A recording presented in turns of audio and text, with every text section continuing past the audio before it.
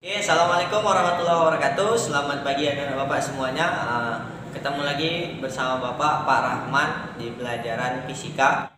Oke, kita akan belajar tentang 6 bagian utama dari listrik statis. Pertama, tentang konsep dasar terkait dengan listrik statis. Yang kedua, ada nanti gaya listrik.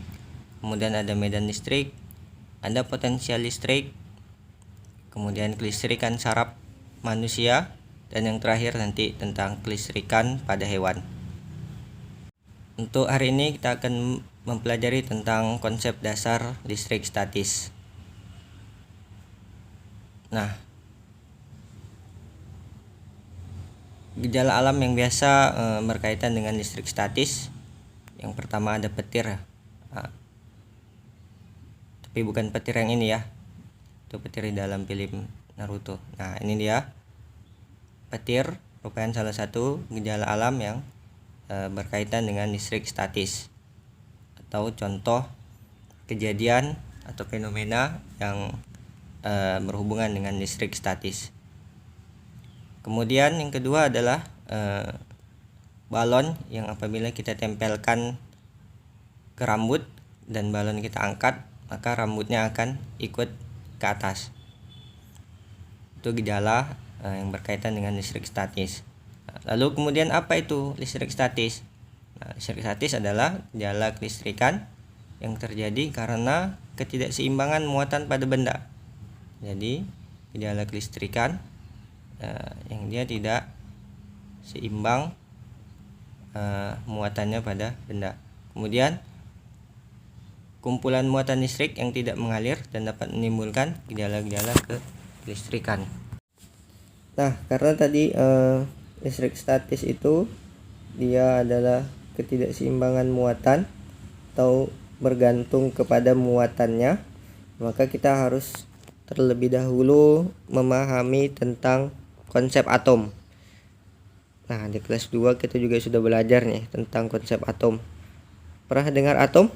Nah, atom adalah unit terkecil dari penyusun materi. Jadi apapun bendanya, kalau kita ambil benda kemudian kita potong-potong menjadi bagian yang terkecil. Nah, bagian yang terkecil itulah yang disebut dengan atom. Nah, seperti ini ya atom. Dia berbentuk seperti bola. Nanti kita akan bahas terkait dengan atom lebih jelas lagi di pertemuan selanjutnya. Nah, ada beberapa bagian dari atom. Yang pertama adalah atom netral. Nah, ini ya yang bulat di tengah-tengah ini yang warna merah. Nah, kenapa dia atom netral? Karena atom tersebut tidak memiliki muatan. Nah, kemudian yang kedua ada proton. Nah, yang warna kuning. Dia proton ini bermuatan positif dan berada di dalam inti atom, di tengah-tengah. Kemudian ada bagian di sekitar inti atom yang selalu melingkari inti atom. Nah, bagian ini disebut dengan elektron atau muatan negatif. Nah, yang ini yang selalu berputar ini disebut dengan muatan elektron karena dia bermuatan negatif dan dia berada di kulit atom. Kemudian elektron ini dapat berpindah. Ini juga merupakan ciri-ciri dari elektron. Nah, jadi adanya benda bermuatan positif dan muatan negatif itu gara-gara adanya perpindahan elektron.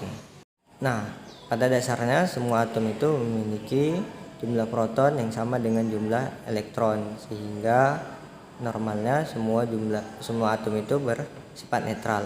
Nah, ini adalah benda yang memiliki sifat netral, memiliki jumlah proton dan elektron yang sama. Kemudian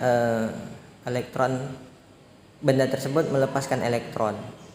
Nah, akibatnya elektronnya akan berkurang karena dia melepaskan elektronnya, sehingga benda netral tadi berubah menjadi benda bermuatan positif atau disebut dengan proton.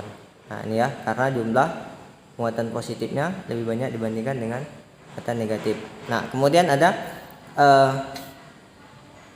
fenomena yang benda tersebut menerima elektron dari benda yang lain, sehingga dia menjadi muatan negatif karena jumlah muatan negatifnya lebih banyak dibandingkan jumlah muatan positifnya. Nah, ini melepas elektron, dia akan berubah menjadi muatan positif. Kemudian kalau dia menerima elektron, dia akan menjadi muatan negatif.